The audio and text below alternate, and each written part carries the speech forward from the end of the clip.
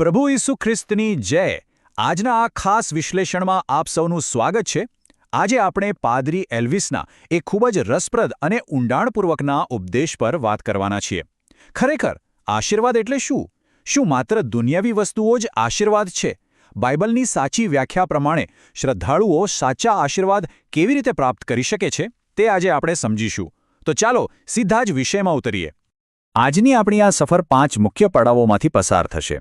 પહેલું, સાચો આધ્યાત્મિક આશીર્વાદ શું છે? બીજું, તેમાં સમયનું મહત્વ. ત્રીજું, પવિત્રતા અને આદરની જરૂરિયાત. ચોથું, આપણા બોલાયેલા શબ્દોની શક્તિ. અને છેલ્લે, પુનઃસ્થાપનાનું અદ્ભુત વચન. તો શરૂઆત કરીએ પહેલા વિભાગથી. સાચો આધ્યાત્મિક આશીર્વાદ. ચાલો, આશીર્વાદિત હોવાનો ખરેખર અર્થ શું થાય છે તેની પુનર્વ્યાખ્યા કરીએ. હવે જરા વિચાર કરો. જ્યારે આપણે આશીર્વાદ શબ્દ સાંભળીએ છીએ ત્યારે મનમાં સૌથી પહેલાં શું આવે છે? કદાચ કોઈ નવી ગાડી, મોટું ઘર, સારી નોકરી કે લગ્ન, બરાબર ને? આ બધા દુન્યવી આશીર્વાદો છે. પરંતુ પાદરી એલ્વિસના ઉપદેશ અને એફીસીઓના પત્ર મુજબ સાચો અને સર્વોચ્ચ સ્વર્ગીય આશીર્વાદ કંઈક અલગ જ છે. તે છે પવિત્ર આત્માની પ્રાપ્તિ, એક એવી ભેટ જે માત્ર ને માત્ર ખ્રિસ્ત પરના વિશ્વાસ દ્વારા જ પ્રાપ્ત થાય છે. આ એક બિલકુલ નવો જ દ્રષ્ટિકોણ છે. રોમનના પત્રમાંથી લેવામાં આવેલું આ વાક્ય જુઓ. પાઉલ સ્પષ્ટપણે કહે છે કે હું ખ્રિસ્તના આશીર્વાદના સંપૂર્ણ માપ સાથે આવીશ. આનો સીધો અર્થ એ થાય છે કે સાચા અને સર્વોચ્ચ આધ્યાત્મિક આશીર્વાદો કોઈ દુકાનમાં નથી મળતા. તે સંપૂર્ણપણે ખ્રિસ્તમાં જ સમાવિષ્ટ છે. તે માત્ર કોઈ ભૌતિક વસ્તુ મેળવવા પૂરતું સીમિત નથી મિત્રો. તે એક એવી આંતરિક અને આધ્યાત્મિક સંપૂર્ણતા છે જે સાચા વિશ્વાસ પછી જ આપણા જીવનમાં પ્રવેશે છે. આગળ વધીએ આપણા બીજા વિભાગ તરફ. સમયનું નિર્ણાયક તત્વ. એટલે કે આધ્યાત્મિક તકની બારીઓ કેવી રીતે કામ કરે છે. હેબ્રીઓના પત્રમાં આવતી એસાવની વાર્તા એકદમ હૃદયસ્પર્શી અને ચેતવણી આપનારી છે. જુઓ, તેને જન્મથી જ સૌથી મોટો આશીર્વાદ એટલે કે જ્યેષ્ઠાધિકાર મળ્યો હતો. પણ યુવાનીમાં શું થયું? તેણે માત્ર એક સમયના ભોજન માટે, માત્ર એક ભોજન માટે તેનો વ્યાપાર કરી દીધો. પાછળથી જ્યારે તેણે રડી રડીને આ આશીર્વાદ પાછો માંગ્યો ત્યારે બહુ મોડું થઈ ગયું હતું. સમય પસાર થઈ ગયો હતો. આ આપણને શીખવે છે કે આધ્યાત્મિક આશીર્વાદ માટે નક્કી કરેલી તક જો એકવાર ચૂકી જાય તો તેનું કાયમી નુકસાન ભોગવવું પડી શકે છે. પણ ઈસાવની આ અધીરાઈની સામે જરા શિષ્યોનું આ શાનદાર ઉદાહરણ જુઓ. પવિત્ર આત્માના આગમન માટે તેમને 50 દિવસ રાહ જોવાની આજ્ઞા મળી હતી. અને ખરેખર તેઓએ રાહ જોઈ, ધીરજ રાખી. આના પરથી સ્પષ્ટ થાય છે કે સાચો આશીર્વાદ મેળવવા માટે ઈશ્વરીય સમયપત્રક પ્રત્યે ધીરજ અને આજ્ઞાકારિતા હોવી ખૂબ જ જરૂરી છે. ઉતાવળ અહીં કામ નથી આવતી. ચાલો હવે ત્રીજા વિભાગ પર જઈએ. પવિત્રતા અને આદર. આશીર્વાદ મેળવવા માટે આપણું વર્તન કેવું હોવું જોઈએ? ગીતશાસ્ત્રનું આ વાક્ય ખરેખર ખૂબ જ શક્તિશાળી છે. તે કહે છે કે ઈશ્વર નાના મોટા સૌને આશીર્વાદ આપશે જેવો તેમનો ડર રાખે છે. હવે અહીં ડરનો અર્થ કોઈ ભય કે ગભરામણ નથી હો, બિલકુલ નહીં.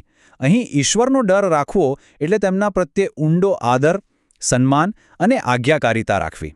તમારી સામાજિક સ્થિતિ ગમે તે હોય, આ એક મૂળભૂત શરત છે. તો આ આદર જીવનમાં કેવી રીતે દેખાવો જોઈએ? ગીતશાસ્ત્ર 24 આપણને બહુ સ્પષ્ટ માર્ગદર્શન આપે છે. સ્વર્ગીય આશીર્વાદ માટે 4 મુખ્ય વાતો જરૂરી છે.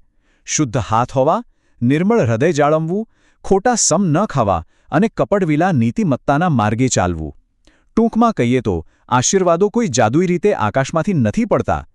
તેના માટે સંપૂર્ણ પ્રામાણિકતા અને શુદ્ધ ઇરાદાવાળું જીવન જીવવું પડે છે. હવે આવીએ ચોથા વિભાગ પર. બોલાયેલા શબ્દોની શક્તિ.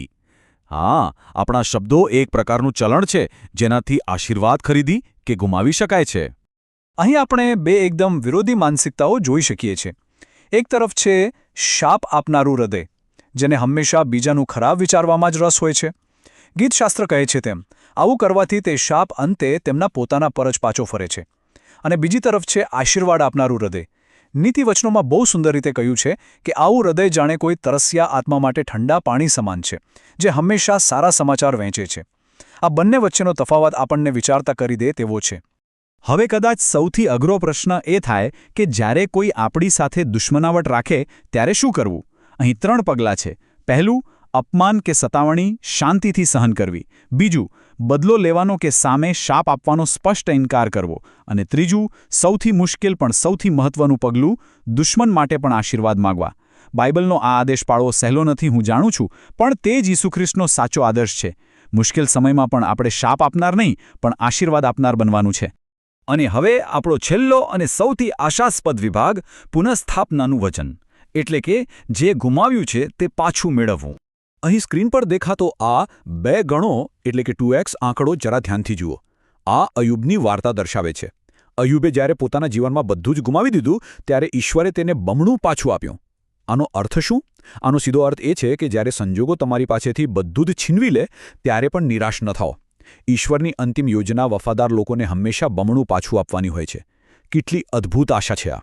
અને આ પુનઃસ્થાપનાનું સૌથી મોટું અને સર્વોત્તમ ઉદાહરણ ઈસુ ખ્રિસ્ત પોતે છે. તેમણે પોતાને સ્વર્ગીય મહિમાથી સંપૂર્ણ ખાલી કરી દીધા. એક સામાન્ય સેવક બન્યા, પોતાનું બધું જ ગુમાવ્યું. પણ પછી શું થયું? પિતા દ્વારા તેમને શાશ્વત મહિમા અને સન્માનનો તાજ પહેરાવવામાં આવ્યો. આ આપણને શીખવે છે કે કંઈ ગુમાવવું એ અંતિમ પરાજય નથી, ક્યારેય નહીં. ઘણીવાર તે એક બહુ મોટી પુનઃસ્થાપનાનો માર્ગ હોય છે. આ વાત ખરેખર હૃદયને ખૂબ જ શાંતિ આપે છે કે ઈશ્વર બધું નવું બનાવે છે. તેમના આશીર્વાદનો શાશ્વત સ્ત્રોત ક્યારેય સુકાતો નથી. પાદરી એલ્વિસનો આ અંતિમ સંદેશ બહુ સ્પષ્ટ છે કે જ્યારે આપણી સાથે અન્યાય થાય ત્યારે આપણે ક્યારેય ગુસ્સો કે બદલાની ભાવનામાં ન બળવું જોઈએ, કારણ કે આપણા સર્જનહાર પાસે નવેસરથી બધું જ બનાવવાનું અને ગુમાવેલું પાછું આપવાની અનંત ક્ષમતા છે. તો આજના આ વિશ્લેષણના અંતે એક બહુ જ ઊંડો અને વિચારવાલાયક પ્રશ્ન મૂકીને હું વાત પૂરી કરવા માંગુ છું. જો આ દુનિયાવી નુકસાન અનિવાર્યપણે વધુ મોટી અને આધ્યાત્મિક પુનઃસ્થાપના તરફ લઈ જતું હોય, તો પછી આપણે આપણા રોજિંદા સંઘર્ષો અને મુશ્કેલીઓને કઈ નજરે જોવા જોઈએ? શું આપણો દૃષ્ટિકોણ ન બદલાવો જોઈએ? આ પ્રશ્ન પર ચોક્કસ વિચાર કરજો. આશીર્વાદની વ્યાખ્યા ખરેખર કેટલી વિશાળ છે તે આજે આપણે જોયું. આ રસપ્રદ માહિતી સાથે અમારી સાથે જોડાવા બદલ આપ સૌનો ખૂબ ખૂબ આભાર. આશા છે કે આ સમજૂતીથી આધ્યાત્મિક જીવન વિશે ઘણું નવું જાણવા મળ્યું હશે.